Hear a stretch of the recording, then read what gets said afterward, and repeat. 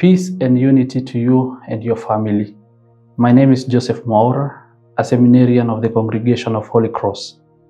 I welcome you to a reflection of the 21st Sunday in Ordinary Time, Year A. In the first reading, Prophet Isaiah prophesies at such a time when the inhabitants of Jerusalem had chosen to walk in their ways instead of relying on the power of God. They decided to rely on their own defense measures of the city. And at that time, there was this man by the name Shebna. Shebna was a royal in the king's household, and he was not an Israelite. He was a foreigner. He decided to mislead the king in various occasions. He even decided to make for himself a tomb in which he would be laid after his death.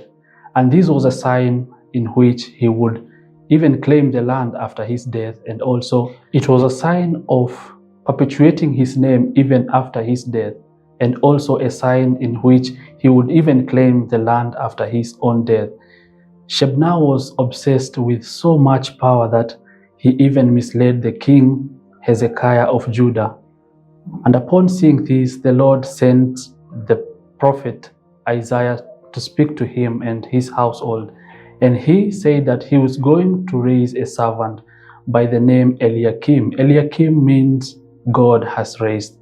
And just as God had done in the time of old, he had appointed his own servants, Abraham, Moses, and David, and sent them for a particular mission.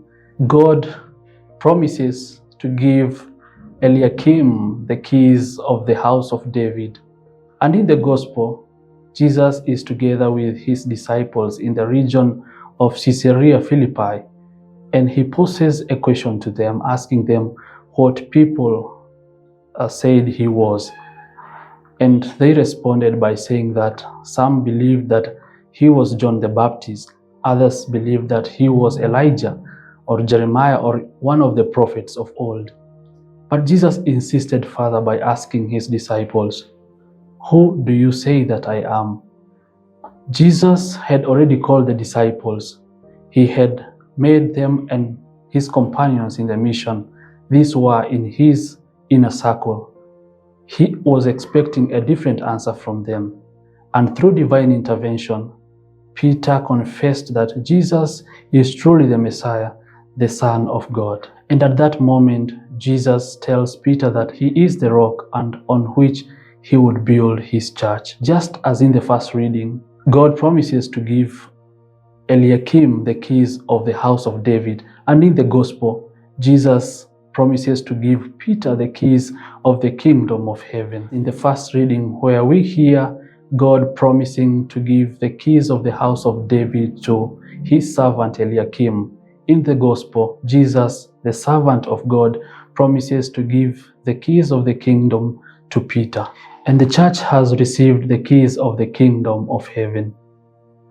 Christ has desired that all those people who turn away from sin may find mercy and pardon from him through the sacrament of penance.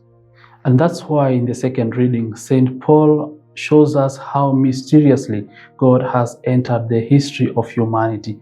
And that's why we celebrate God's own wisdom in his own plan for our own salvation.